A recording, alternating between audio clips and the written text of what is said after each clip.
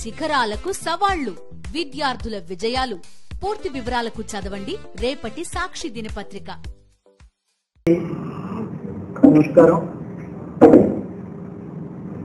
ఇంకా నిన్నే కొన్ని వాట్సాప్ గ్రూప్స్ లో అట్లా కూడా చూసాం, ఈ కూటమి ప్రభుత్వం అధికారంలోకి వచ్చి 100 రోజులు అయింది అని చెప్పి చూసాం. ఈ 100 రోజుల్లో ఎన్ని హామీలు నెరవేర్చారు, లేదంటే ఏం చేశారు అంటే అన్ని పక్కన పెడితే, ఒక పక్క వైఎస్ఆర్ కాంగ్రెస్ పార్టీ నాయకుల మీద, కార్యకర్తల మీద దాడులు చేయడం ఒకవైపు అయితే, మరొక వైపు అప్పుడే ఈ 100 రోజులు పూర్తి కాకముందే ఎలక్షన్ లో ఖర్చు పెట్టినటువంటి డబ్బులు ఏ రకంగా తిరిగి సంపాదించుకోవాలి అనేటువంటి దాని మీద చాలా గట్టిగా దృష్టి పెట్టారు కూటమి ప్రభుత్వం నాయకులు. దానికి ఇవాళ చూసుకుంటే చంద్రుతి నియోజకవర్గానికి సంబంధించి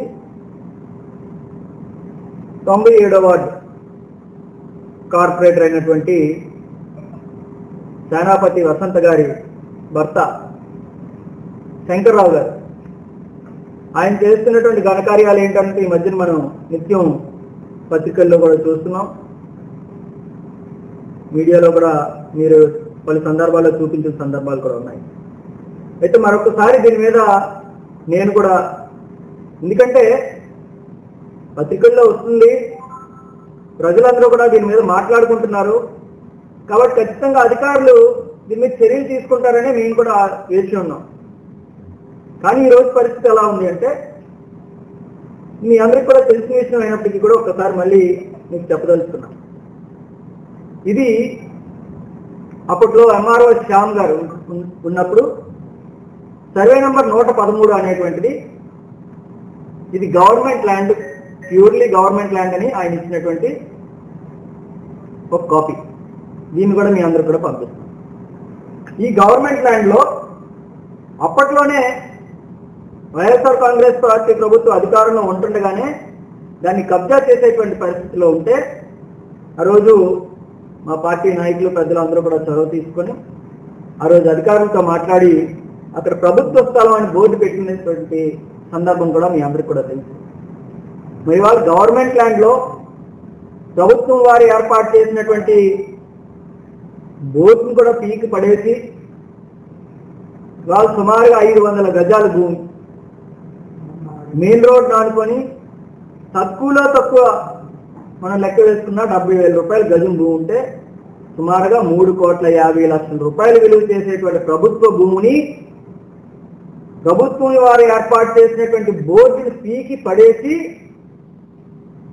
అక్కడ కన్స్ట్రక్షన్ మొదలు పెట్టేటువంటి కార్యక్రమం జరుగుతుంది అంటే, మరి ఇవాళ ఇక్కడ ప్రభుత్వం కానీ అధికారి యంత్రాంగం కానీ పనిచేస్తుందా లేదా అనేటువంటి ఒక డౌట్ ఇవాళ మళ్ళీ పబ్లిక్ లో కూడా వచ్చేటువంటి పరిస్థితులు ఉంటాయి. ఇవాళ మీరు చూడొచ్చు, ఇది అక్కడ ఎటువంటి నిర్మాణం, అక్కడ కేవలం ఒక షెడ్ మాత్రమే ఇప్పుడు ఉన్నటువంటి ప్రజెంట్ సిచ్యువేషన్. ఈ షెడ్ అక్కడ వేయడం జరిగింది.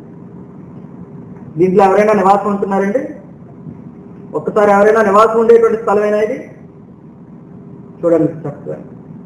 దీనికి హౌస్ ట్యాక్స్ ఇద్దరు పేరు మీద, జీవీఎంసీ వాళ్ళు మరి ఏ రకంగా వేశారంటున్నది తెలియదు.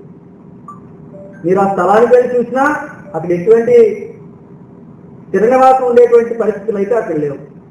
అలాంటి దానికి సేనాపతి వసంత గారి పేరు మీద, సేనాపతి శంకర్రావు గారి పేరు మీద జీవీఎంసీ వాళ్ళు హౌస్ ట్యాక్స్ వేయడం, ఈ హౌస్ ట్యాక్స్ ని బేస్ చేసుకొని పవర్ మీటర్ ఇవ్వడం, అన్ని కూడా చక్క జరిగిపోయాయి. ఇంటికి ఏంటి అంటే ఇది ప్రభుత్వ భూమి.